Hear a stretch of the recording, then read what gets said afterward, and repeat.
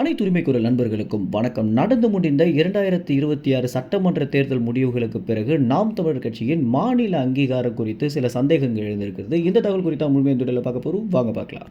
நடந்து முடிந்த 2026 சட்டமன்ற தேர்தலில் நாம் தமிழர் கட்சி 4% வாங்கிய ஒரு காரணத்தினால மாநில அளவில் அங்கீகாரம் பெற்ற கட்சி அப்படின்ற ஒரு அந்தஸ்து பறிக்கப்படுமோ அப்படின்ற ஒரு சந்தேகம் தான் அதிகமாக எழுந்திருக்கு. இந்த ஒரு விஷயம் அதிகமான பேசும் பொருளாகவும் மாறி இருக்கு. 2024 மக்களவை தேர்தலில் நாம் தமிழர் கட்சி கிட்டத்தட்ட 8% ஓட்டு வாங்கி அதற்கு பிறகு மாநில அளவில் அங்கீகரிக்கப்பட்ட கட்சி அப்படின்ற ஒரு அந்தஸ்தையும் பெற்றிருந்தாங்க. இந்த ஒரு விஷயம் அப்படின்றது நாம் தமிழர் கட்சியை பொறுத்த வரைக்கும் ஒரு பெஞ்ச் மார்க் செட் பண்ணிருக்காங்க அப்படின்னே சொல்லலாம். ஏன்னா ஒரு தனித்து இருக்கக்கூடிய கட்சி, அதாவது எந்த ஒரு கூட்டணியிலுமே இல்லாம அதிமுக, திமுக, அதற்கு பிறகு நாம் தமிழர் கட்சி அப்படின்னு மூன்றாவது பெரிய கட்சியாகவும் தமிழ்நாட்டில் வந்த ஒரு விஷயம் அப்படின்றது நாம் தமிழர் கட்சிக்கு ஒரு பெரிய அந்தஸ்தை கொடுத்திருந்துச்சு அப்படின்னு சொல்லலாம். ஆனா தற்போது நடந்திருக்கக்கூடிய இந்த 2026 சட்டமன்ற தேர்தலில் நாம் தமிழர் கட்சி ரொம்பவே பின்னுக்கு போன ஒரு காரணத்தினாலையும் 4% மட்டுமே ஓட்டு வாங்கியிருக்காங்க அப்படின்ற ஒரு காரணத்தினாலையும் இவங்களுக்கு இருக்கக்கூடிய அங்கீகாரம் பெற்ற கட்சி அப்படின்ற ஒரு அந்தஸ்து போயிடுமா அப்படின்ற ஒரு கேள்விக்கு என்ன பதில் அப்படின்னா, தேர்தல் ஆணையம் பார்த்தீங்கன்னா உடனடியாக ஒரு கட்சி பின்னுக்கு போயிட்டாங்க அப்படின்னா அவங்களுக்கு இருக்கக்கூடிய அந்தஸ்தை எந்த வகையிலுமே பறிக்க மாட்டாங்க. தேர்தல் ஆணையம் பார்த்தீங்கன்னா அவங்களுடைய கட்சியை நிரூபிக்கிறதுக்கு அடுத்தடுத்த தேர்தல்களில் நிறைய வாய்ப்புகள் கொடுப்பாங்க. குறிப்பாக சொல்லணும் அப்படின்னா உடனடியாக 2031 தேர்தலில் கூட சீமானவர்கள் ஒருவேளை வெறும் 4% வாங்குறாரு அப்படின்னா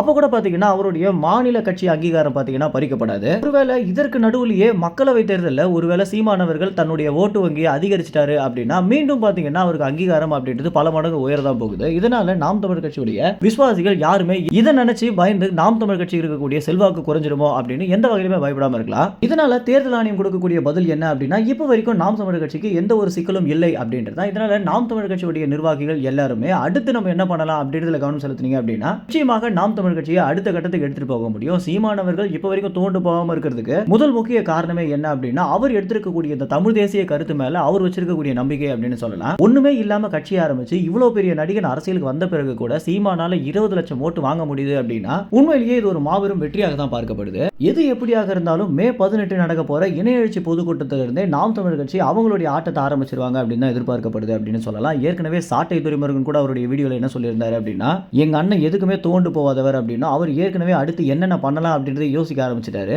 இதனால நாம் தமிழர் கட்சியை ஓரம் கட்டிடலாம் அப்படின்னு எந்த வகையிலுமே நினைக்காதீங்க அப்படின்ற ஒரு ஹிண்ட் அவருடைய வீடியோக்களை கொடுத்திருக்காரு. அவ்வளவுதான், நாம் தமிழர் கட்சியுடைய நிர்வாகிகள் வீரியமாக இறங்கிறதுக்கு உண்டான காலம் தான் இது அப்படின்றதா இந்த ஒரு தகவல் இருந்து நீங்க தெரிஞ்சுக்க வேண்டிய விஷயமாக இருக்கு. அது மட்டும் இல்லாம இணைய எழுச்சி பொதுக்கூட்டத்தில் நீங்க கலந்துப்பீங்களா அப்படின்ற உங்களுடைய கருத்துக்களை கமெண்ட்ஸ்ல தெரிவிங்க. நன்றி, வணக்கம்.